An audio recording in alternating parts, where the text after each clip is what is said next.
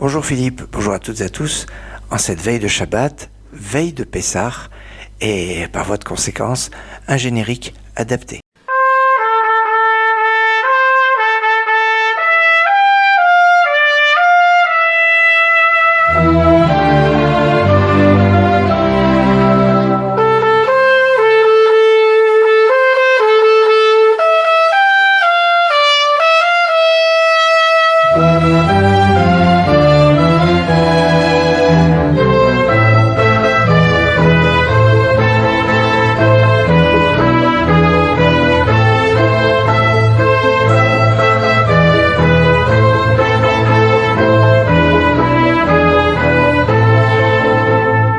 Et oui, nous sommes veille de Pessah.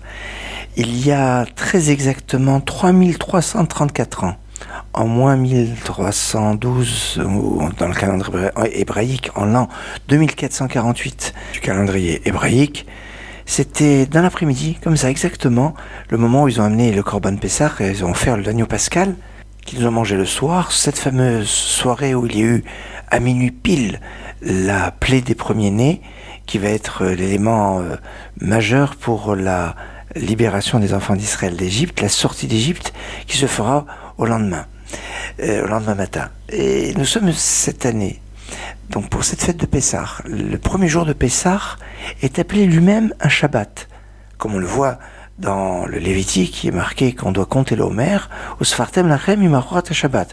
Vous commencerez à compter l'Omer au lendemain du Shabbat. Et en fait, on sait que l'explication que nous donnent les sages, c'est que le Shabbat en question, c'est pas le Shabbat Bereshit, c'est pas le samedi, mais c'est le premier jour de fête de Pessah, qui est appelé Shabbat. On a eu l'occasion d'expliquer quel lien entre le premier jour de Pessah et le jour de Shabbat, de l'appeler Shabbat. Alors ça, c'est un premier point, mais en plus de ça, on est un Shabbat. Donc c'est un jour de Pessah qui est appelé Shabbat, qui tombe un jour de Shabbat, dans une année shabbatique, puisque cette année en Israël, c'est l'année de la Shemitah, l'année shabbatique.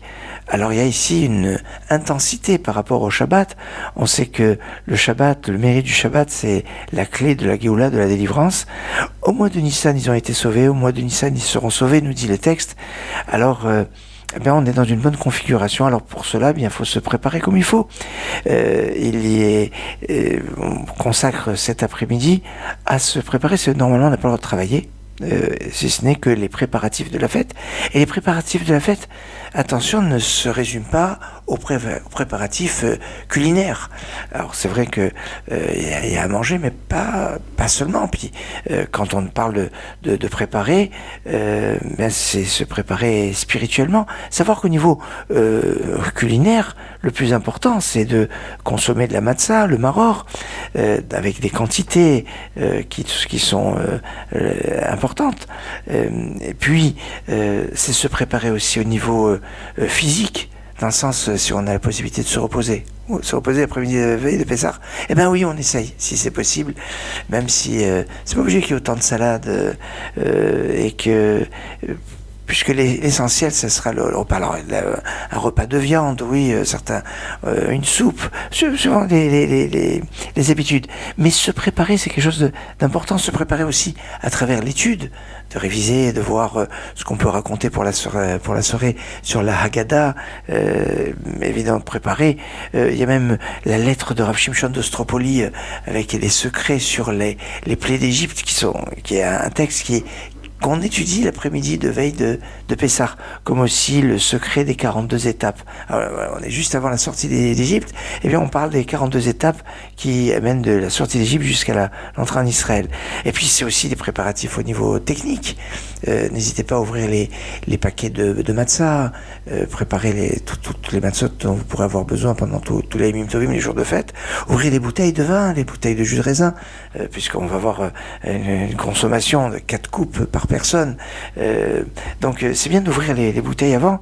C'est préparer aussi, puisqu'on doit consommer certaines quantités, kazaït, à peu près 30 grammes de matzah, par 4 fois, voire 5 fois dans la soirée du Seder. Alors, sur les matzot qui sont sur le plateau, si on est nombreux à table, on ne pourra pas donner 30 grammes à tous les convives avec les 3 matzot qu'on a sur le plateau. Donc c'est pour ça que on va compléter ça avec d'autres matzot qu'on aura préparés. Et ce que je vous conseille, c'est de préparer des sachets. Un petit sachet à l'attention de chacun, donc ça vous allez penser à chacun. Un petit sachet, vous allez mettre 2 kazetim, 2 fois 30 grammes de matzah, et ça, ce sera pour le motzi matzah. Un autre où il y aura 30 grammes de matzah pour le korer, vous savez, pour le sandwich avec les herbes amères. Et encore soit avec 30, soit, si on veut faire mieux, avec 60 grammes de matzah pour la ficomane. C'est-à-dire qui va compléter la ficomane qu'on aura cachée, mais qui pourra pas servir à tout le monde avec suffisamment de poids. Et ça, c'est de préparer aussi peut-être le maror, voilà ce qu'on va donner. On peut même les peser. Alors, c'est peser pendant Yom Tov, ou Shabbat, les tzorech mitzvah, pour une mitzvah, c'est possible, mais attention, pas avec une balance électronique, évidemment, ça sera interdit. Mais alors si on fait tout ça avec une balance électronique, mais avant la fête, maintenant, eh ben c'est possible, et ça peut permettre de faire des choses bien. Petit détail technique aussi, il n'y a pas de hérouv aujourd'hui à faire. Non, on a Shabbat et puis après Yom Tov. Dans cette configuration, il n'y a pas de hérouv, sauf s'il y a un hérouv Ratzerot. C'est pour pouvoir transporter. Ça, c'est souvent le hérouv Ratzerot qui se fait dans certains endroits, peut-être dans des cours, dans certains endroits ou dans les villes, se renouvelle la veille de Pessah. Mais pas de hérouv Tafshilin, le hérouv classique. On en reparlera jeudi prochain, puisque jeudi, quand on sera sur les derniers jours de fête, les derniers jours de fête seront vendredi, Shabbat, et donc ça commencera jeudi soir, et bien là, comme on va voir Yom Tov qui sera avant le Shabbat, il y aura la nécessité de faire un hérouv, et chose très exceptionnelle, même en Israël, ils devront faire le hérouv. C'est pas commun du tout qu'en Israël, il y ait la configuration en un Yom Tov qui tombe un vendredi. Bon, je vous expliquerai ça à un autre moment pour le plus de détails sur la technique, mais enfin il y a cet aspect. Par contre, l'allumage des lumières sera Leadlik Ner Shel Shabbat Yom Tov. La bénédiction, doit inclure et de Shabbat et de Yom Tov. Donc la Cher Shel Mitzvah B'Tzivanu, Leadlik Ner Shel Shabbat Yom Tov. Et là, je vous demande Mechila parce que après l'émission qu'il y avait eu veille de Rosh Chodesh, donc il y a 15 jours exactement, j'avais pas donné comme précision que dans la bracha on fait pas il est l'usage d'allumer les lumières en l'heure de Rosh Chodesh, mais il n'y a pas de bracha sur l'allumage de Rosh Chodesh. Et on m'a attiré mon attention que j'avais pas précisé que la bracha c'était la Likner Shel Shabbat seulement, sans Rosh Chodesh, puisque Rosh Chodesh ne nécessite pas une bénédiction, même si c'est l'usage pour les dames d'allumer une lumière en l'honneur de Rosh Chodesh. Mais enfin bon, voilà, je voulais faire amende honorable et de dire de préciser cet aspect-là.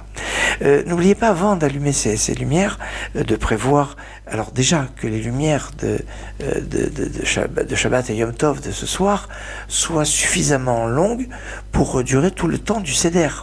Et oui, parce que il faut que ça accompagne le repas, et donc si le temps de faire la Haggadah, etc., eh bien, elle s'éteigne, ça fait désordre. Il faut donc qu'elle puisse durer tout le temps du Seder jusqu'à la fin du repas. Et ça, c'est un aspect qui est à prendre en considération. Et n'oubliez pas aussi de prévoir d'allumer aussi une lumière de 24 heures, 26 heures, ou même de 48 heures, c'est comme ça donne plus de mou, et on est plus à l'aise, pour avoir une flamme pour la sortie de Shabbat, pour à la fois allumer les lumières pour le 2e jour de Yom Tov, et pour la Havdalah, puisque à la sortie de Shabbat Yom Tov, on va rentrer en dehors d'Israël. En Israël, ils auront terminé Yom Tov, ils feront une Havdalah normale, mais en dehors d'Israël, on fera un Kiddush Havdalah ensemble. Bon, vous suivrez, je ne vais pas vous donner le mode opératoire, il est un peu compliqué, mais enfin, on a le texte du Kiddush, les Nerot, le Borim Esh, qu'on peut faire sur la lumière qu'on allumait en l'honneur de Yom Tov. On n'est pas obligé d'allumer, vous savez, la bougie torsadée qu'on allume tous les Motzei Shabbat, tous les samedis soirs, pour faire la bracha de Boré Moresh. Non, en plus ça c'est dangereux, comme on peut pas l'éteindre, donc on va être obligé de la laisser. Donc une torche comme ça, ça peut être dangereux. Je vous déconseille de l'allumer.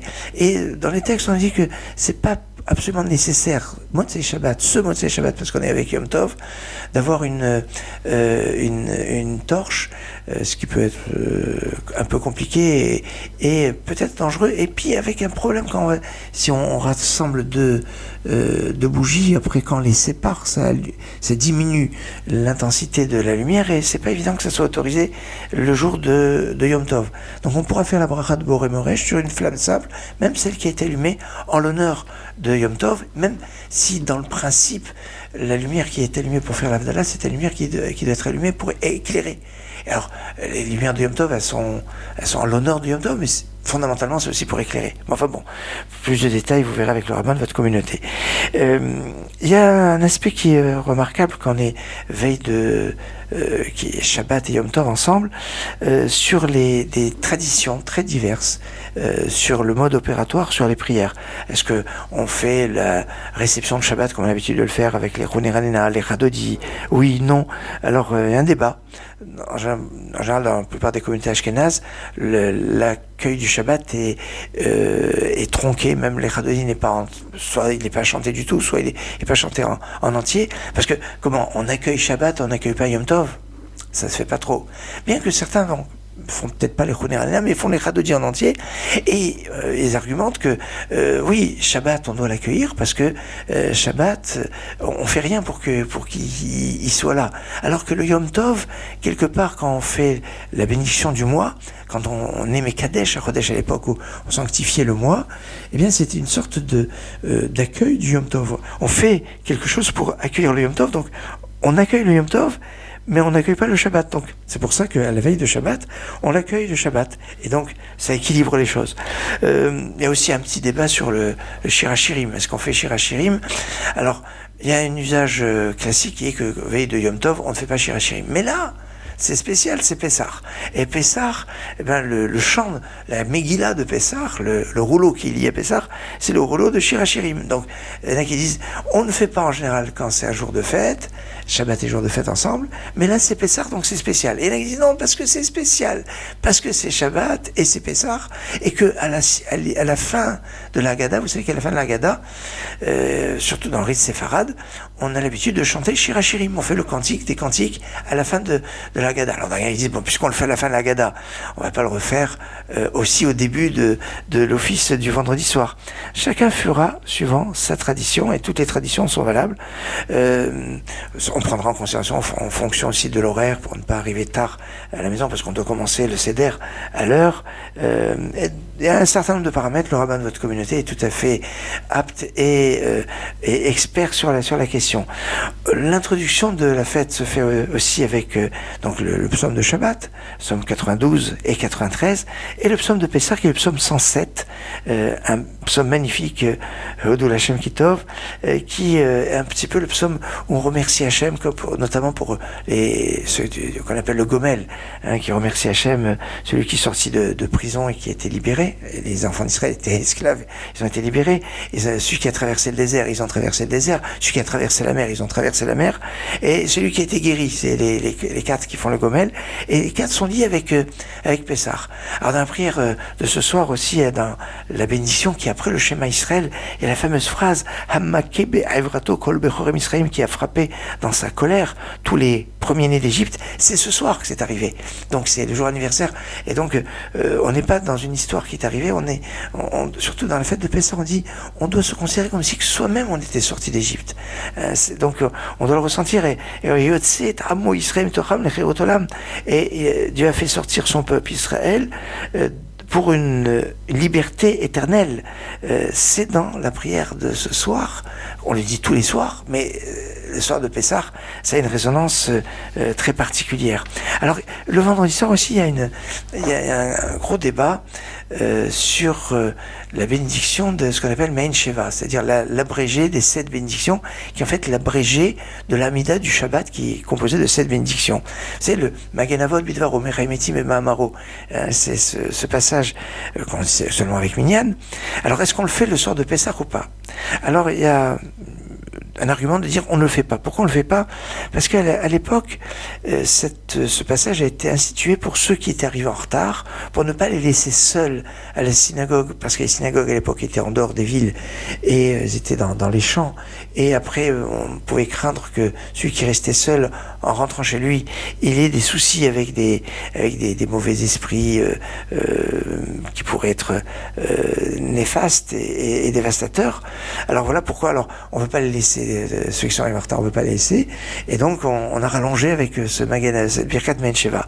Mais le soir de Pessah, ça s'appelle l'El Shimurim, la nuit des gardes, qui est protégée des mazikim, de tout ce qui est négatif. Donc il n'y a pas besoin. Deuxième explication, puisque de toutes les façons on va faire le Hallel, puisque ce soir on fait le Hallel dans le cadre de la prière du soir, dans la plupart des communautés à la fois séfarades, surtout tous les séfaradim et les ashkenazim, certains ashkenazim ne le font pas, c'est vrai, mais la plupart des ashkenazim le font aussi, mais comme on fait donc le Hallel, donc même s'il y a des gens qui arrivent en retard, eh ben ils vont rattraper puisque le temps qu'on fasse le Hallel. Autre explication, c'est parce que ça fait référence au Hallel qu'on faisait dans l'après-midi de veille de Pessah, au moment où on amenait la nuit pascale. Et puis il y a une autre explication, c'est que on ne fait pas Magen Avot parce que on doit se presser pour rentrer très vite à la maison, pour commencer juste à l'heure le Seder, pour que les enfants ne s'endorment pas. Mais attention, on ne peut pas commencer avant que la nuit, que la sortie des étoiles.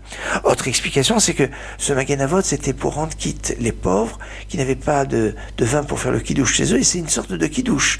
Mais là, on nous dit que à Pessah, on doit se soucier qu'il n'y ait pas un pauvre qui n'ait pas les 4 coupes de vin pour faire la soirée du Seder. Enfin, une dernière explication, c'est l'abrégé des 7 bénédictions de la Hamida de jour de Shabbat, mais c'est aussi, ça fait, la Shabbat est appelée une Kala, et ça nous fait penser aux 7 bénédictions nuptiales. Et si on parle des 7 bénédictions nuptiales, qui seraient un petit peu comme ce Birkat Mehen Sheva, eh bien, avant de manger la matzah, on a aussi 7 bénédictions, qui ne sont pas les 7 bénédictions nuptiales, mais qui ressemblent un petit peu à cela. C'est pour ça qu'il y a une interdiction de consommer de la matzah la veille de Pessah. Là, maintenant, on n'a pas le droit de manger de la matzah, parce que on doit attendre les 7 bénédictions, et comme le dit dans les Yerushalmi, manger la matzah avant l'heure, c'est comme aller avec sa fiancée avant le mariage. Ça fait désordre, ça se fait pas. Et donc il y a cet aspect. Alors on va rattraper en avant, on fait pas Birkat Mehen Sheva, mais on a le Hallel. Alors pourquoi le Hallel, faire le Hallel le soir? Ça c'est quelque chose d'unique, parce que c'est un soir qui est en fait comme un jour. Avec toutes les mitzvot positives, on en reparlera, mais il y en a 2 mitzvot de la Torah, raconter la sortie d'Égypte, manger la matzah, à l'époque du temple, il y avait aussi manger le Korban Pessah, l'agneau pascal, et quand on gratte un peu, on peut trouver 12, 64 mitzvot même, donc c'est un moment particulièrement intense, et c'est un peu comme un jour. Autre explication, c'est que c'est pour faire la bénédiction sur le Hallel, parce que quand on va faire le Hallel à la maison, on ne pourra pas le faire avec la bénédiction parce que d'abord il est coupé en deux. On commence le Hallel à la maison dans le cadre du Seder, de la Haggadah. On fait le repas et après on continue le Hallel. Alors on le fait assis aussi. C'est intéressant parce que on le fait assis à la maison, on le fait le Hallel debout à la synagogue.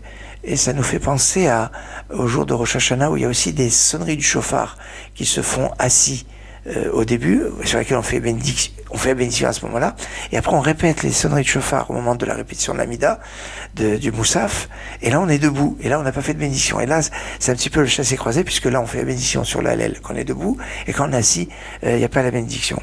Il y a aussi, pourquoi on fait le Hallel ce soir, dans le cadre de l'office du soir, c'est pour rendre quitte celui qui ne sait pas du tout, qui n'a pas de livre avant. Aujourd'hui, bon, on a des agadotes, etc., mais dans le temps, il n'y avait pas forcément d'agadotes, et puis il y avait des gens qui pouvaient peut-être ne pas savoir, il n'y avait aucune possibilité, alors c'était pour un peu les rendre quitte de ce moment important qui est le Hallel. Peut-être aussi pour pas, au cas aussi, une personne oublierait de faire le Hallel comme c'est avec le repas, avec la fatigue, et qui sombre dans le sommeil, qui oublie de faire le Hallel.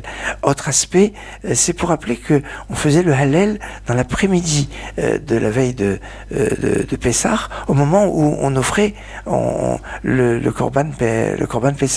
Donc il y a quelque chose de fort.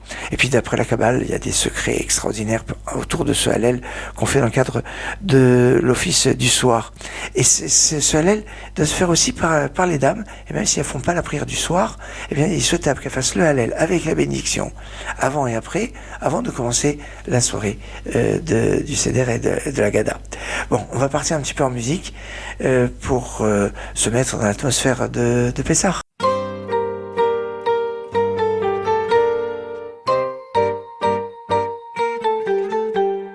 Kol dich fin yesei veyechoy, kol dich tzrich yesei veyifsach. Kol dich fin yete veyechol, kol dich tzrich yete veyifsach.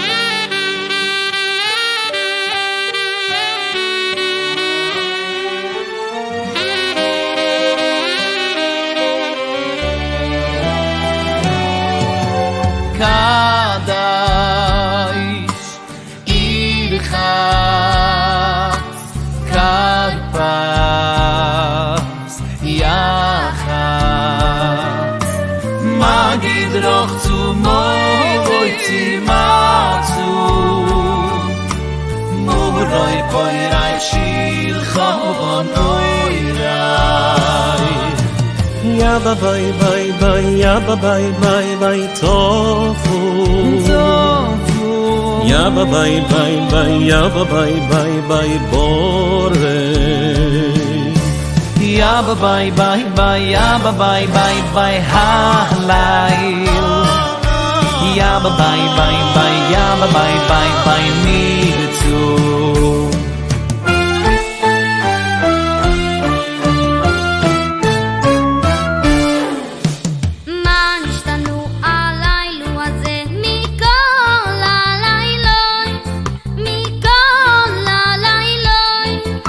בכל הלילות אנו אוכלים חמץ ומצה חמץ ומצה הלילה הזה כי לא ימצאו הלילה הזה כי לא ימצאו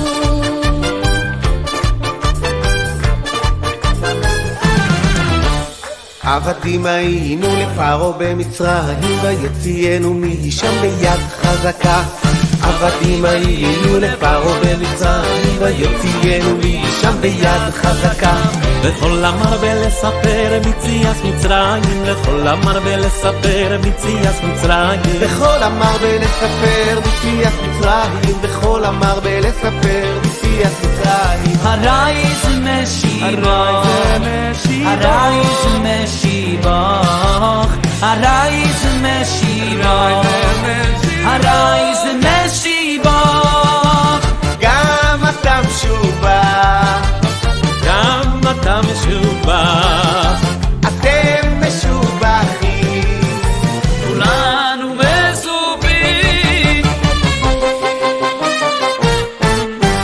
ממצרים גיירת אותנו מבית עבדים בדיסונו ממצרים גיירת אותנו מבית עבדים בדיסונו ממצרים איי איי ממצרים גיירתוני מבית עבדים בדיסונו ממצרים ממצרים איי ממצרים גיירתנו מבית עבדים בדיסונו ממצרים ממצרים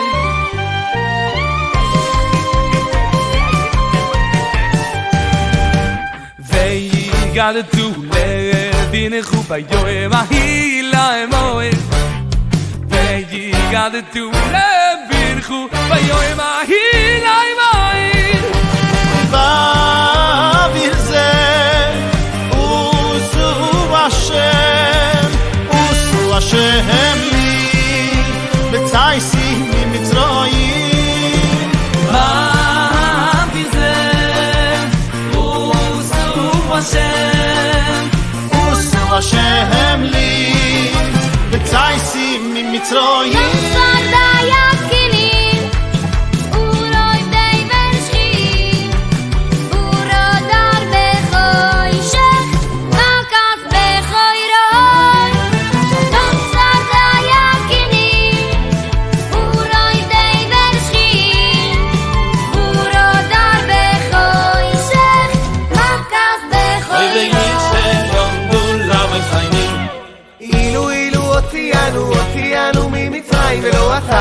השפטים דיינו אילו הוציאנו ממצרים וראש רבה השפטים דיינו